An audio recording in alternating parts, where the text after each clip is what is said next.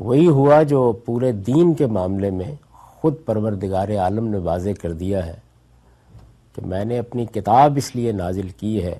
کہ لِیَحْکُمَ بَيْنَ النَّاسِ فِی مَا اخْتَلَفُوا فِیہ، جن معاملات میں اختلاف ہو رہا ہو وہ ان میں حکم بن کر اپنا فیصلہ سنا دے۔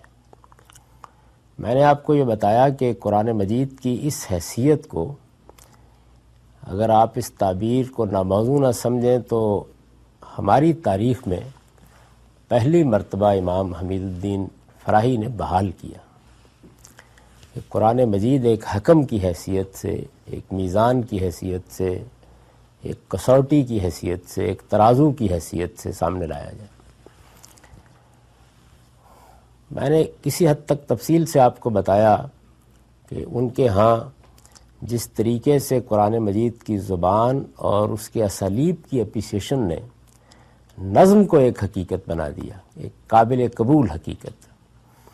بالکل اسی طریقے سے ان کی تحریروں میں اور تحقیقات میں یہ دو چیزیں بھی نمایاں ہوئیں۔ ایک رسولوں کے بارے میں اللہ تعالیٰ کا خصوصی قانون جس کو وہ بس کہیں کہیں اشارات میں بیان کرتے ہیں، اور ایک ذریت ابراہیم کے بارے میں اللہ تعالیٰ کا خصوصی قانون۔ یہ جس طرح سے میں اس کو پیش کر رہا ہوں، جتنی جزیات کے ساتھ یہ بیان کیا جا رہا ہے، یہ آپ کو ان کے ہاں نہیں نظر آئے گا۔ یہی وجہ ہے کہ بہت سے لوگ یہ خیال کرتے ہیں جنہوں نے ان کو پڑھا بھی ہے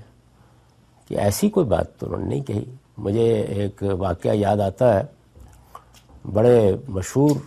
اسکالر تھے ڈاکٹر محمود احمد غازی، ایک زمانے میں وفاقی وزیر بھی رہے، دعویٰ اکیڈمی میں بھی ان کے پاس ذمہ داری رہی، اور ایک صاحب علم آدمی تھے۔ تو میں نے اسلامی یونیورسٹی اسلام آباد میں ایک لیکچر دیا جس میں پروفیسر خورشید صاحب بھی تھے اور ڈاکٹر محمود احمد غازی بھی تھے، اور اس میں یہ بتایا کہ امام فراہی کے کاموں میں ایک بڑا کام یہ ہے کہ انہوں نے تشتت و افتراق سے قرآن مجید کو نکال کر یہ تصور پیش کیا کہ قرآن مجید ایک ہی بات کہتا ہے۔ یعنی یہ جو رویہ ہمارے ہاں بن گیا ہے کہ اس کی آیت کی یہ تعویل بھی ہو سکتی ہے، یہ تعویل بھی ہو سکتی ہے،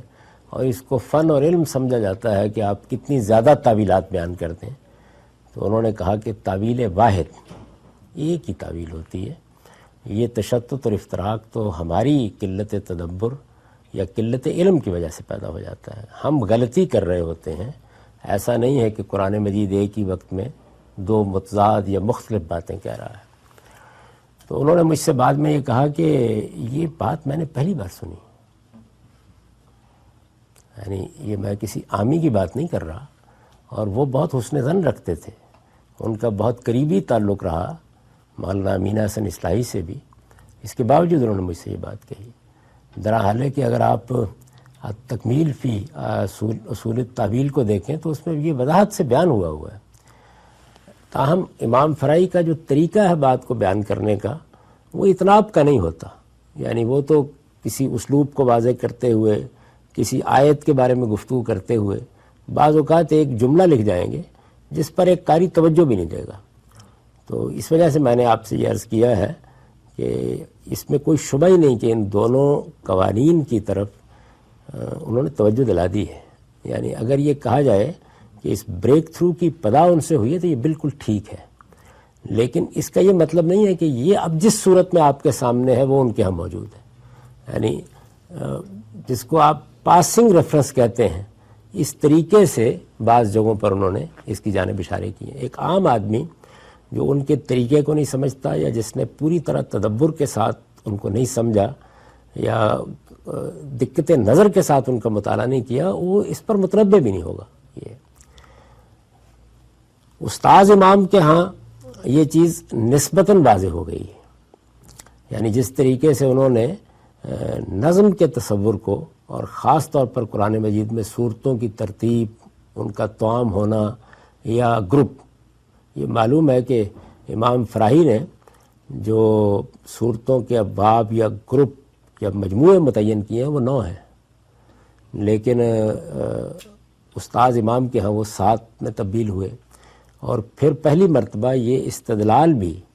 انہی کی طرف سے سامنے آیا کہ وَلَقَدْ آتَيْنَاكَ سَبْعًا مِنَ الْمَثَانِي سے در حقیقت یہی مراد ہے۔ انہوں نے اس کو بیان بھی کر دیا، بلکہ اس سے آگے بڑھ کر انہوں نے اس جانب بھی توجہ دلائی کہ قرآن مجید کے بارے میں یہ بات جو کہی گئی ہے بعض حدیثوں میں کہ یہ 7 احرف پر نازل ہوا ہے، اس سے بھی غالباً یہی مراد ہے۔ تو ایک طرح سے وہ چیز جو ایک تصور کی حد تک آ رہی تھی، یعنی صورت طعام ہے، یہ بات بھی بہت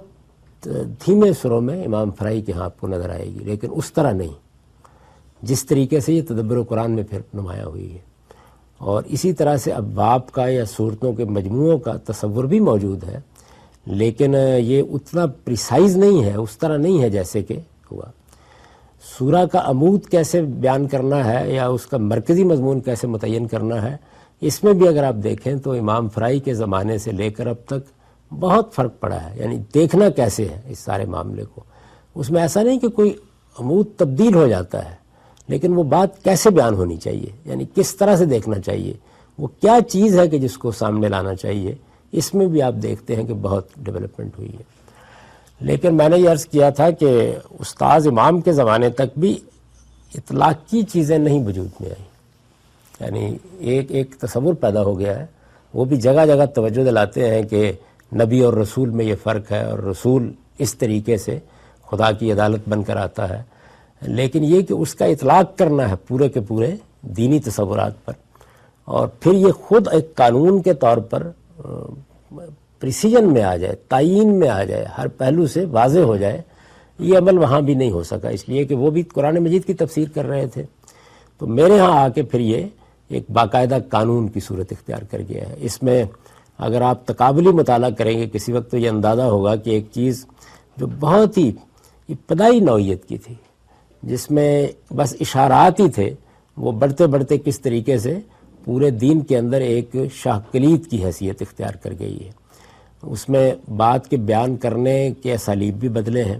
اس کو پیش کرنے کا طریقہ بھی تبدیل ہوا ہے، اور خود اس کی بہت سی جزیات اور تفصیلات بھی جس طریقے سے اب میں آپ کے سامنے رکھ سکتا ہوں، یہ شاید میں بھی اس پوزیشن میں نہیں تھا کہ آج سے 25-30 سال پہلے اس طریقے سے رکھ سکوں۔ تو مقصد یہ ہے کہ یہ تصور جس نے آ کر ایک شاہ کلید کا کام کیا ہے، جس نے اس پورے عظیم واقعے کی نوعیت ہی بالکل تبدیل کر کے دوسری کر دی ہے، جس نے اسلام اور ریاست کے بارے میں تصورات کو بالکل یوں سمجھ لیجئے کہ ٹاپ سیٹر بھی ہر چیز تبدیل ہو گئی ہے، تو یہ ایک دن میں نہیں ہوا، یا ایسے نہیں ہوا کہ اچانک کوئی الہام ہو گیا ہو، اس کے پیچھے ایک پوری تاریخ ہے، اور اس کے بعد یہ اس مقام تک پہنچا ہے جہاں اب آپ اس کو میری تصنیفات میں پڑھتے ہیں یا میری گفتگوؤں میں اس کو دیکھتے ہیں۔ اس میں جو کچھ ہوا ہے وہ یہ ہے کہ ایسا نہیں ہوا کہ ایک واقعہ تھا، وہ بنائے استدلال بن رہا تھا، تو کچھ جزوی نوعیت کی چیزوں میں اس کی غلطی واضح کی گئی ہے، یا واقعے کی نوعیت تبدیل کی گئی ہے۔ واقعہ اسی طرح ہے، اسٹیبلش ہسٹری اسی طریقے سے اس کی پشت پر کھڑی ہے، وہ ایک مانی ہوئی ایک مسلمہ بات ہے، وہ پہلے بھی تھی آج بھی ہے، صرف قرآن کی روشنی میں یہ بتا دیا گیا ہے کہ یہ کوئی سیاسی عمل ہی نہیں ہے، اس کا اسلام اور ریاست کے باہمی تعلق کے مبحث سے بھی کوئی تعلق نہیں ہے، یہ کوئی انقلاب کی جدوجہد بھی نہیں ہے، یہ حکومت قائم کرنے کا کوئی عمل بھی نہیں ہے، یہ دنیا کی تسخیر کا کوئی عمل بھی نہیں ہے، یہ غیر مسلموں کے بارے میں کوئی ابدی پالیسی بھی نہیں ہے، ان میں سے کچھ بھی نہیں ہے۔ یہ در حقیقت ایک سنت الہی کا ظہور ہے، اور یہ وہی سنت الہی ہے جو تمام رسولوں کے بارے میں روبہ عمل رہی ہے، حضرت نوح کے معاملے میں بھی، حضرت لوط کے معاملے میں بھی، عاد و سمود کی قوموں سے متعلق بھی۔ پورا قرآن مجید اصل میں اسی سنت الہی کو بیان کرتا ہے، وہ قیامت کے وجود پر اس سے استدلال قائم کرتا ہے۔ اگر آپ اس نظر سے قرآن مجید کو دیکھیں تو قرآن مجید میں سب سے زیادہ قیامت کے وقوع پر استدلال کے لیے انہی واقعات کو استعمال کیا گیا ہے۔ بار بار اللہ تعالیٰ یہ توجہ دلاتے ہیں کہ جو غیب کا پردہ پڑا ہوا ہے تم مجھے نہیں دیکھ سکتے، قیامت بھی اس وقت برپا نہیں ہوئی، اس کی خبر دی جا رہی ہے، تو یہ چھوٹے پیمانے پر میرا ظہور ہو رہا ہے۔ میں نے ایک بستی میں، ایک شہر میں، ایک قوم کے معاملے میں اپنے آپ کو ظاہر کر دیا ہے، میں نے کسی حد تک حجاب اٹھا دیا ہے. مجھے دیکھنا چاہتے ہو تو وہاں دیکھ لو, اور میری دینونت, میرے فیصلے اور میری عدالت کے جس ظہور کی پیغمبر خبر دے رہے ہیں وہ بھی دیکھ سکتے ہو آنکھوں کے سامنے. تو ایک لحاظ سے یہ جو ساری صورتحال ہے یہ اس بنیادی مقدمے کے لیے ایک غیر معمولی استدلال کے طور پر سامنے آ گئی ہے, اور اس سے یہ واضح ہوا ہے کہ قرآن مجید اصلاً ایک پیغمبر ہی کی سرگزشت انذار ہے اور ایک سنت الہی کے ظہور کی داستان ہے. یعنی وہ کیسے ظاہر ہوئی, خدا کیسے زمین پر آیا, خدا نے کیسے عدالت برپا کی, خدا نے کس طرح انصاف کا فیصلہ کیا, خدا نے کس طریقے سے اپنے پیغمبر کے منکرین کو سزا دی, خدا نے جن لوگوں نے پیغمبر کی دعوت کی قدر کی ان کی کیا عزت افزائی فرمائی, ان کے لیے کیا سرخ روئی کا سامان کیا. وہ ایک دینونت, ایک جزا و سزا اور ایک خدا کی عدالت کے ظہور کی حیثیت سے یہ سارا واقعہ اپنی نوعیت کے لحاظ سے تبدیل ہو گیا. یعنی واقعے میں کوئی تبدیلی نہیں ہوئی, واقعہ ویسے کا ویسا ہی ہے, اس کے سارے اجزاء بھی اسی طرح موجود ہیں, لیکن اس کی نوعیت تبدیل ہو گئی. یعنی یہ معلوم ہوا کہ یہ جو کچھ ہوا ہے وہ نہیں ہے جس طرح کہ اس کو عام طور پر سمجھا جا رہا تھا. اس کے بعد میں اس پوزیشن میں تھا کہ اب میں اسلام اور ریاست سے متعلق ان تمام پہلوؤں کا جائزہ لوں جو عام طور پر اس پہلے یا رائج بیانیے کے نتیجے میں لوگ سمجھتے ہیں, سب کا جائزہ لوں. میری کتاب میزان میں بھی اور دوسری تصانیف میں اور اسی طریقے سے میرے لیکچرز میں بھی